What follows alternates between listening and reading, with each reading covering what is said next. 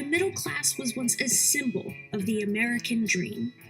But the American middle class today paints quite a different picture. Being middle class, I feel like you're really just in between a rock and a hard place. You're in a spot where everyone's like, hey, you're doing better than, low class. You're doing great. You should be fine.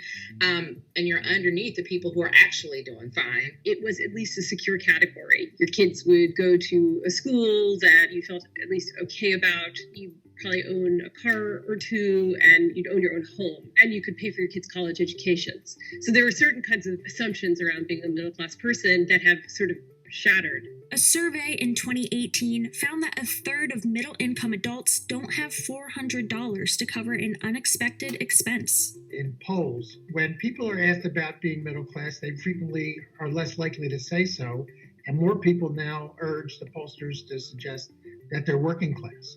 So I think that many people who maybe in prior years would have thought of themselves as middle class now no longer think of themselves that way. So when we think about economic status, we think about it as some static, state of the world, that you are either poor or not poor, you're middle class or you're not. But in fact, the reality is that many middle class families will experience one or a few years in poverty. In fact, most American families will have years where they'll be poor or near poor. That precarity, that uncertainty, that is now a feature of the middle class experience for most U.S. families. So, what exactly happened to the American middle class?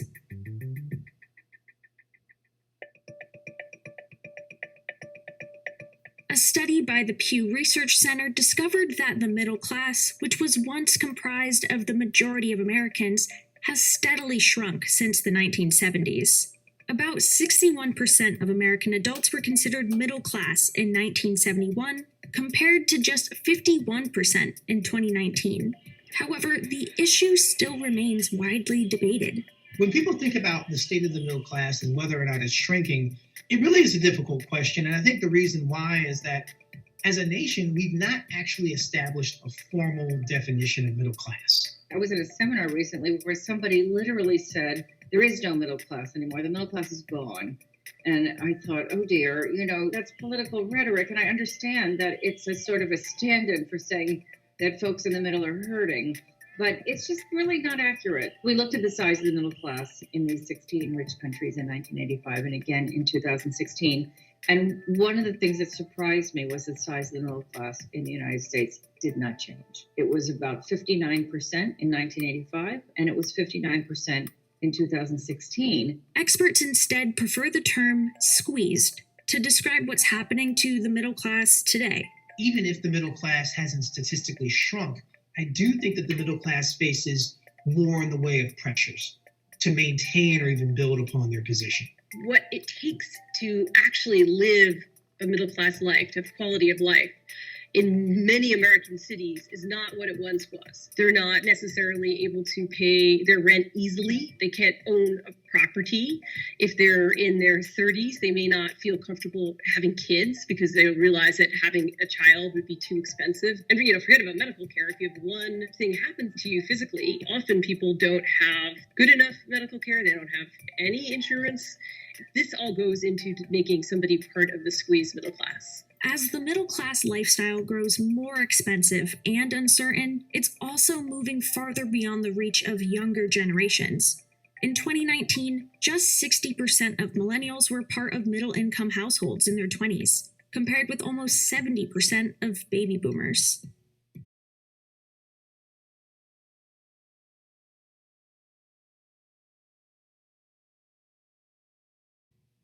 Meet Chantel Jacob.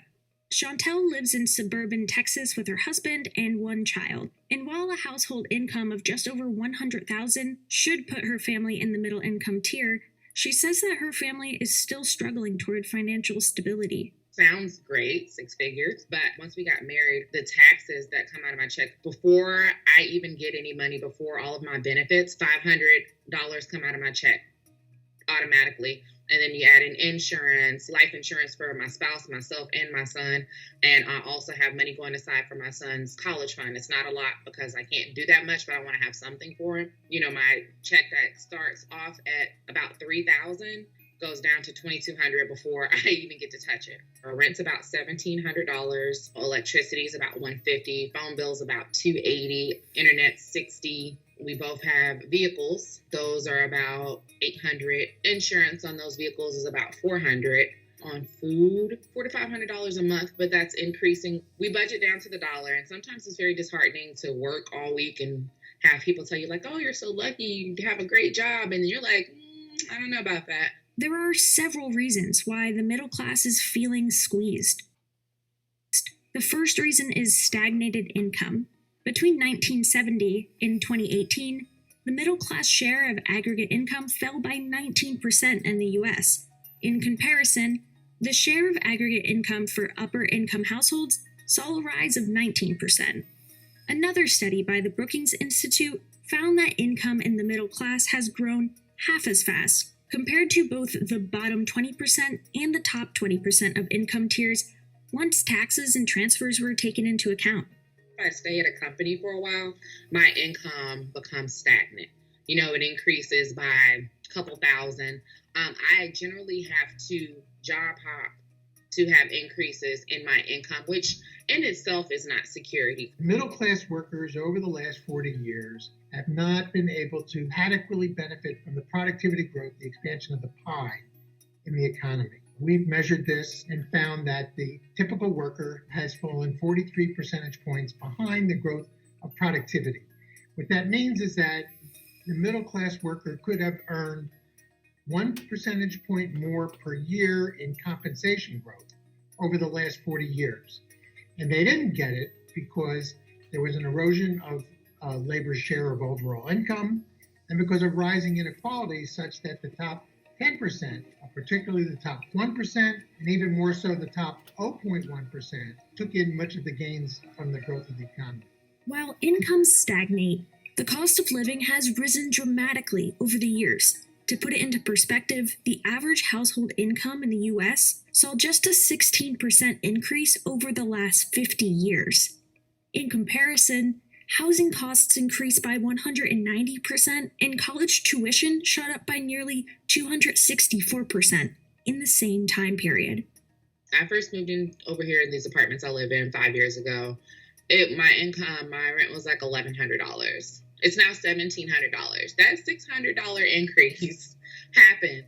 I did not have a $600 increase. Like, my income did not increase at the same rate. Rising expenditures, rising prices in health, housing, and education are very real, and they've put a tremendous amount of pressure on income, so on households in the middle whose income simply doesn't go as far as it used to. The situation is even worse in cities where the cost of living is already higher.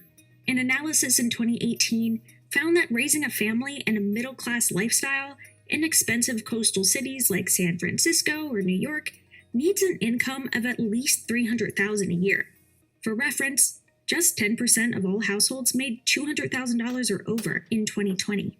I recently saw an apartment next to the building I work in Plano, and I was like, it'd be great to walk across the street to work.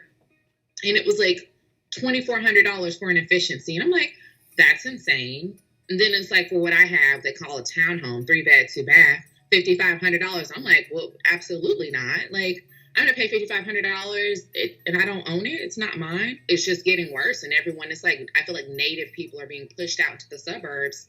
And then people from out of state can come in and enjoy the beautiful fruits of Dallas and have fun and be close to the restaurants. And, I have to live out here. And, it's not bad, but it's not Dallas. I'm from Dallas. I grew up there. That's where I want to be. But how it is now, it's just not affordable.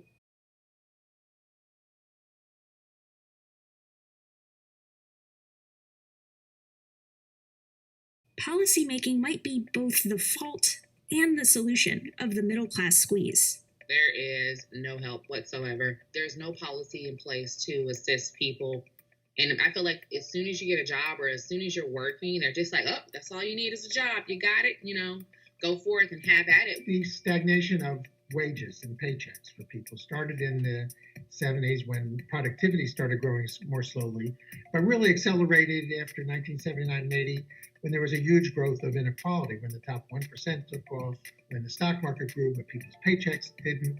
And that has to do with issues of deregulation, excessive unemployment, the weakening of unions, the failure to raise the minimum wage, globalization with low-wage countries that really put the kibosh on blue-collar job opportunities in many places.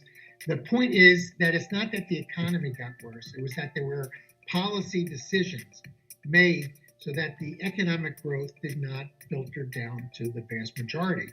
The country wasn't built by Wall Street bankers, CEOs, and hedge fund managers.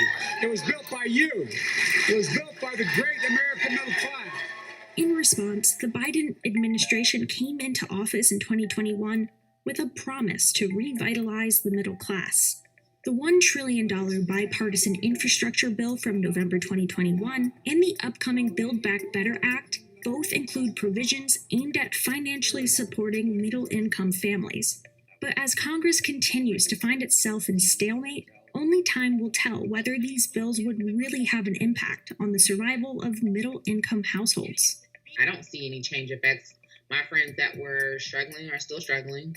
You know, I'm still budgeting down to every dollar, trying to get things done. So I just feel like if the changes are happening, they're not trickling down fast enough for us to see the effects of it. I think that overall, the team with the Biden administration's done quite well. At the same time, they're up against really strong headwinds. We're talking about a global pandemic that persists. We're talking about historic levels of inflation and labor shortages that are leading to these sorts of supply chain gaps worldwide. So I think that both things are true. They've done a good job, but they also have a lot of work to do. The fate of the middle class could determine the future of the American dream. I just think we do need to be concerned because this has an effect on how people perceive the American experiment working for them. And there are expectations that there should be this upward growth in mobility. But I think we do have an increasingly precarious labor market for many Americans. And so it's important to note that this is also a feature of inequality. It's a shame that we have as much or more poverty now than we did 40 years ago, that the middle class is earning somewhat higher wages, but not in proportion to what they've increased their productivity over that time. And what this does is it adds to division. It hurts our democracy. It hurts the upward mobility of the children of these families. That whole middle class of people is like teetering on the brink of ruin. One emergency, one catastrophe, and you can see even COVID showed you how quickly people who were doing good can just fall off and have nothing. That should have been a wake-up call that we need to change some things.